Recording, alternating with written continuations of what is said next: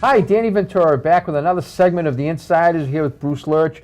Bruce, you saw something pretty historic Saturday. Jim O'Leary, the Governor's Academy version of Jim O'Leary, lost a game. First time since he's taken over there.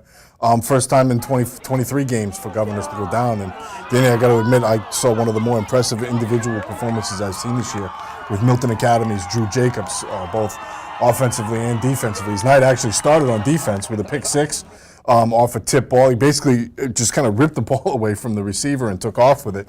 And then he just proceeded to just bury Governors with the run game. 193 yards on the ground, 3 rushing touchdowns, plus one of the most spectacular plays that I've seen this season. And that includes a season of me seeing Johnny Thomas play 7 times, where he kind of picks up the ball off a bad snap and a fumble. And then he bounces off a tackle in the backfield and 2 more down on his way to the end zone. So quite an impressive performance. And the big thing for me with Milton Academy was Governors has made its living during this streak on wearing you down and pounding away with that triple I. And it didn't happen this time with Milton. Milton's defense hung in there. They got a couple of big sacks late. They had a takeaway late. They did not wear it down. They actually finished strong. So big win for Milton. Last remaining undefeated team in the ISL. That's it. One team that remained undefeated Friday night, although they had to go to overtime, was Natick. Natick Walpole, you know, when you look at league rivalries, I mean, that one is as good as it gets. You go back to the 80s with the Fluties, Todd Collins, Matt Rogers. I doubt they would have played a game that was exciting as what people saw Friday night. 56-55 overtime. Steve Kukla from Walpole, 303 rushing yards, 6 touchdowns. He would be a god in any other week. Unfortunately, he was on the losing side. Troy Flutie, you know, what more can you say about the kid? You know, 300-something yards passing, 5 touchdowns.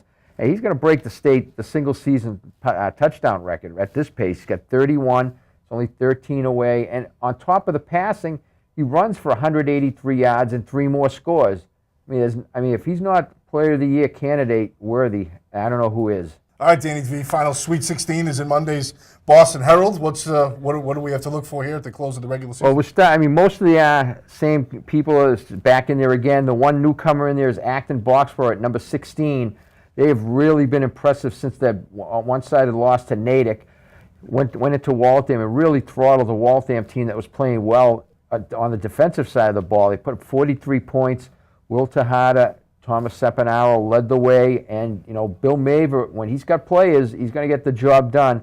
And they're certainly a team that, I don't know if I'd call them the favorite in Division I North because of the big boys from Everett, but they're going to be a team that, you know, if they play Central in the semifinals, that's going to be an interesting matchup. The other one that was intriguing there, we had 2 top 16 teams playing, Attleboro and King Philip.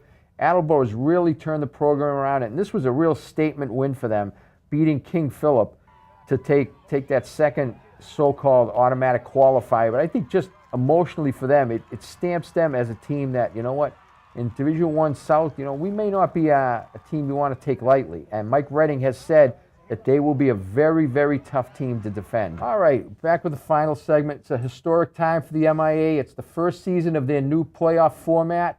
You know, with all due respect to all the other sections, the one that really jumps out at me is that Division II South. 6 teams in the Sweet 16 ranked are in that section. One of the games that certainly caught my eye and certainly caught Natick coach Mark Mortarelli's eye, undefeated season, ranked number 2. His reward is a matchup with King Philip. It's going to be a great defensive test for Natick, one of the best defenses certainly that they have seen all year. Troy Flutie, as you mentioned earlier in the show, is just putting up video game numbers. But King Philip, this is what they do. King Philip will try to control the ball. They'll pound it with Joe Johnston, try to keep Flutie on the sidelines. And when he's out there, that defense led by Brett McAvoy will be hawking. Danny, that Division II South is loaded, and I want to turn it over to you for what to me is a personal favorite with kind of a lacrosse rematch here with Duxbury and Needham. I almost feel like we should be talking about this game in June at Harvard. But Duxbury and Needham has really come on since that season opening loss to Westwood. Mike Pinapinto, just another night in the office, 300 yards rushing, 5 touchdowns, a touchdown catch. Go against a Duxbury team that doesn't have the big names of yesteryear, but, you know, they find ways to win games. They're also the only loss they've had this year was to Bridgewater Raynham in the final minute. And to me, that's a great matchup. And then you look at another one, Marshfield against a team that you think could very well come out of there in Barnstable. You know, then you got Mansfield and Wellesley. You know, that's a great matchups there, all 4 of them. All right, Danny, that's it for us on the Insiders this week. Stay tuned, Boston Herald Radio, 6 o'clock every night. You'll have our show Friday nights with the Roundup with Danny V, best pregame high school football show in the business. And we'll be back here next week. Follow Danny on the High School Insider as well, all along for the best high school football playoff coverage in Massachusetts.